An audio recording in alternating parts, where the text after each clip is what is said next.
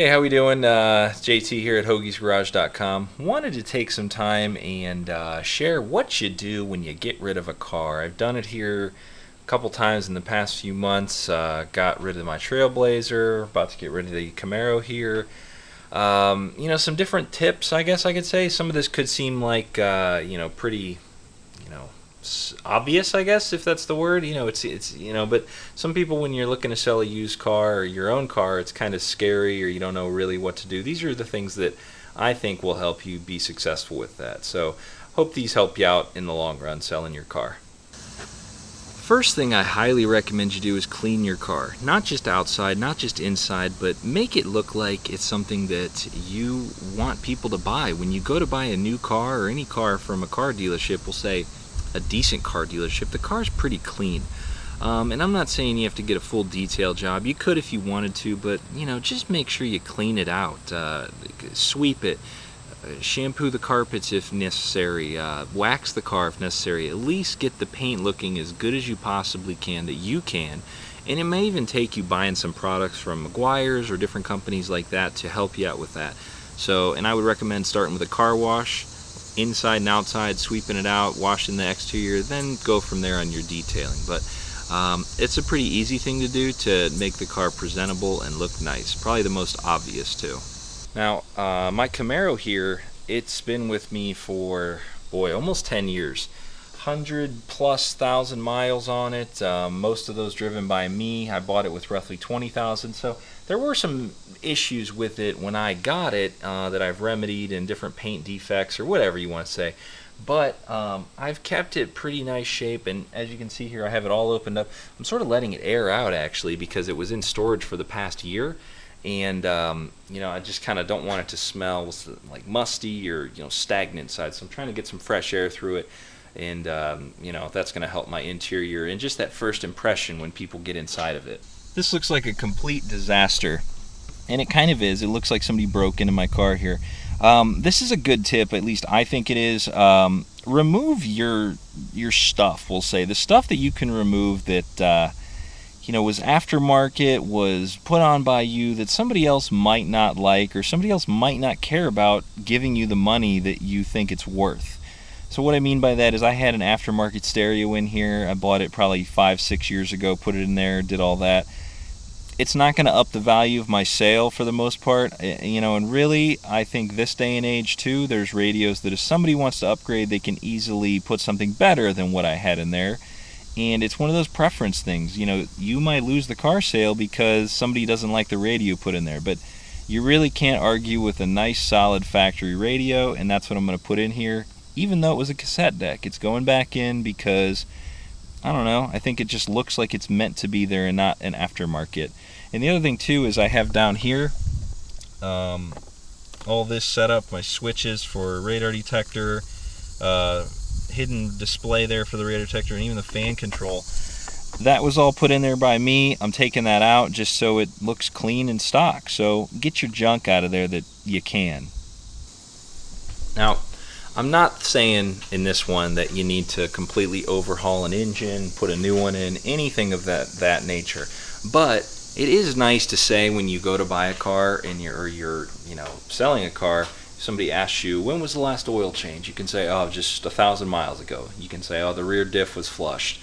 Tires are very good shape. It's tougher to sell a car when those wear items that you can kind of fix haven't been done for a while. To me, if I was buying the car, it shows me that you didn't care about that stuff. You didn't keep up on maintenance for however long you own the car, and you're definitely trying to pass it off on me. So I'm not saying replace tires that are still halfway good. I'm not saying swap a whole engine because your mileage is high, but I am saying take care of those basic items that are going to cost you less than $100 or in that range. And if it's a safety thing, definitely change that. Don't sell a car with bald tires. I just think that's crazy.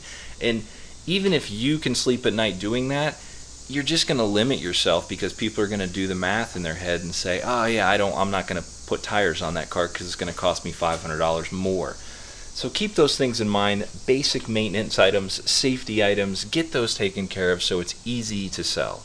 Now I'm filming this as I do stuff to the car here to get it ready to list and to sell. One thing popped into my head here as I'm doing this. I'm not going to give you a long spiel or something on this, but don't try to sell your memories. As crazy as that sounds or doesn't make sense, if you drive a car like an appliance like the Sonic here and you just drive the wheels off it, you probably don't have too much attachment to it other than it takes you to work every day. This car, though, as I've said in many other videos, was like my first car I really bought for myself, and I drove it everywhere. It's been down Pacific Coast Highway, Bonneville Salt Flats, it's been on the Indy 500 track, just all over the place. This car has taken me, and it's really never stranded me. It's just been such a great car, and I love it so much. But with that being said, I can't list it where somebody else is going to have those same attachment feelings to it. So I guess it's more like a pricing point here, a pricing tip. To me, it's worth more than what it actually is, but nobody's going to pay me for those memories. So when you're listing your car and you're kind of getting it ready to sell or even negotiating, keep that in mind. Do not sell your memories because they're only worth something to you. And if you like the car that much and you're that attached to it, don't get rid of it because you'll regret it. But like I said in many videos in the past, the time has come for this guy to go. So next tip in a second here.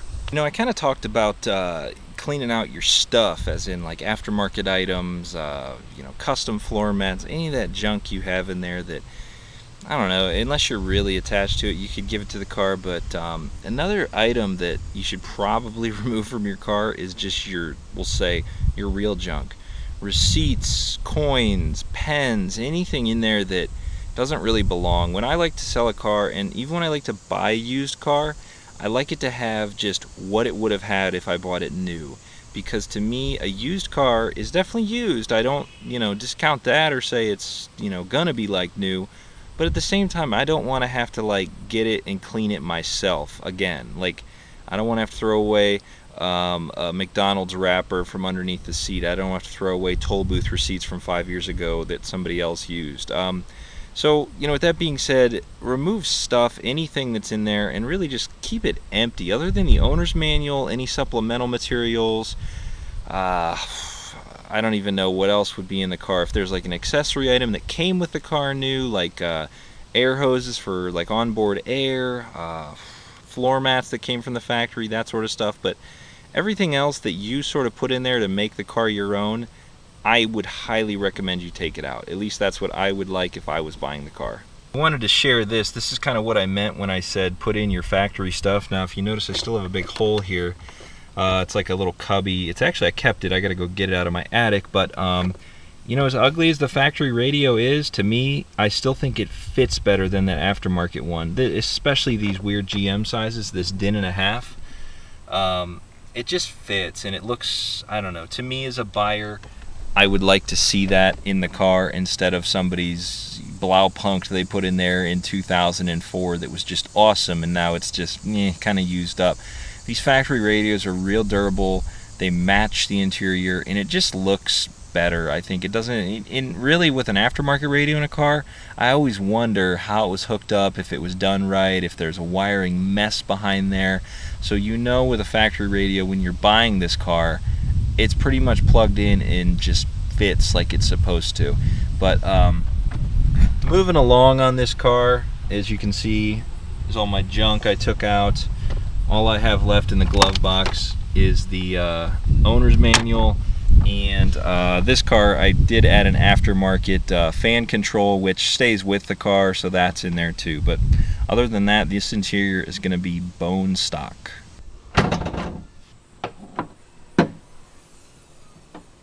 Your engine bay, I think, is kind of up for debate. Some people like seeing, if you ever watch the car with Mike Brewer and Ed China, they always say, oh, a good, honest engine bay. Not clean, not hiding anything.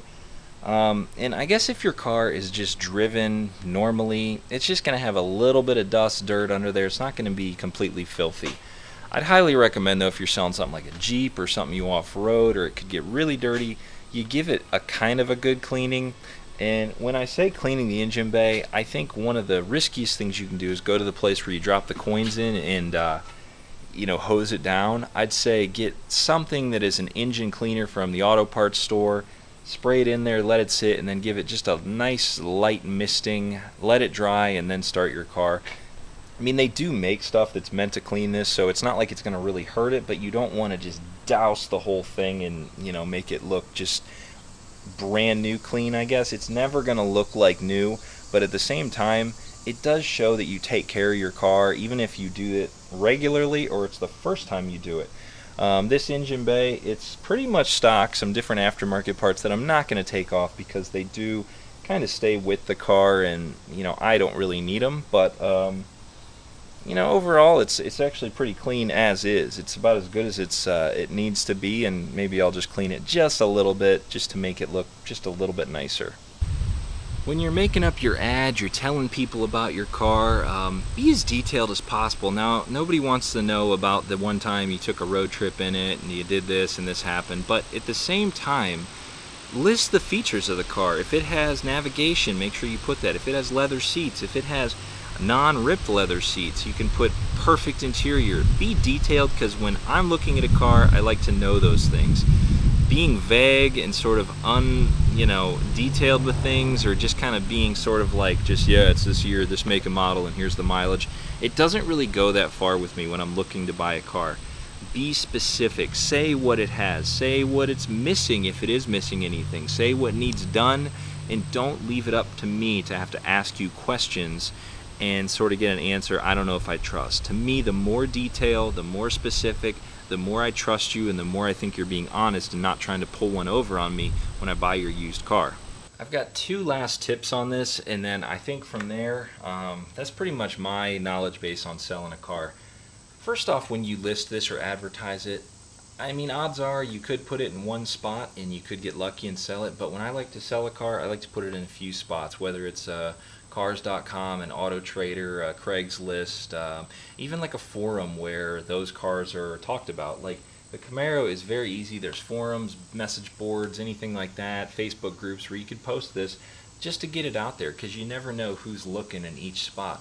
One person may have only heard of cars.com, and that's the only place they go. So if you only list on Auto Trader, you're kind of lost that buyer even showing interest in your car. The last thing I have is, when you are selling it, you finally make that connection. It's debatable whether you want to invite them to your house, you want to meet them somewhere, but when you do finally get to that point, pick a safe place to meet them, whether you are comfortable at your house or somewhere like that. Just be smart with it, and think about how you communicate with them, because you don't want to have somebody who's trying to pull one over on you, rob you, anything like that. It's never happened to me, but you never know. This last one just kind of popped in my head, sort of an extra, my thoughts on this. When you do get that buyer to come out, test driving, if you're weird about that sort of thing, be careful with it. You don't want somebody who is just showing up to joyride, or somebody that is going to wreck your car. Make sure you still have insurance on your car. Make sure the person doesn't seem like they're just there to smoke your tires. And if you're selling a minivan, obviously that's not going to be a problem, and most times whoever's buying it is going to want to drive it. Finally, you get to that thing of negotiating the price. I highly recommend you set your price where you do have some wiggle room. Don't put it as low as you possibly want, because somebody's always going to ask lower. That's just what happens. And then on top of it, when you do go too high, you limit the people that come to look at your car. So think about your price, put it within the Blue Book value, whatever you look at to value your car, see what they've sold for in the past, and put the price, roughly in that ballpark, and then you have some wiggle room. So, with that being said, I'm going to get this Camaro going here this weekend, list it, do everything I just told you, and see what happens. Good luck on your sale. If you have any tips or questions, post them in the comments below. I do have a subscriber contest still going on at the moment. It is August 20th when I'm recording this, posting around this time. Right now we're close to breaking 1,000 subscribers, but if you do want to win a bunch of prizes that could make your used car sale go a little bit easier, I have some cleaning products and different things like that in the prize pack. Find that video, subscribe, comment, do all that stuff that's in that video.